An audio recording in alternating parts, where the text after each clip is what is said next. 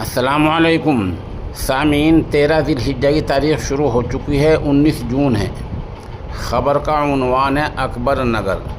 یہ تصویر آپ دیکھ رہے ہیں، یہ دارالحکومت لکھنؤ کے اس اکبر نگر کی ہے جہاں چند ہفتے پہلے تک 1000 سے زیادہ مکان بنے ہوئے تھے۔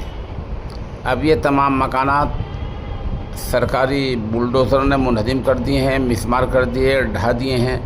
اب یہاں سے ملبہ صاف کیا جا رہا ہے اور تصویر میں آپ دیکھ سکتے ہیں کہ اکبر نگر کی فی الحال حالت یہ ہے۔ ایک طرح سے اکبر نگر جہاں لوگ رہتے تھے یہ گئے گزرے زمانے کی بات ہو گئی ہے۔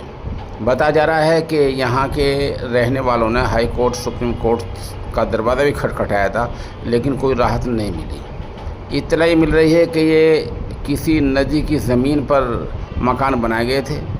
ان لوگوں کے پاس دستاویزات نہیں تھے، جس وجہ سے آج یہ دن دیکھنا پڑا ہے۔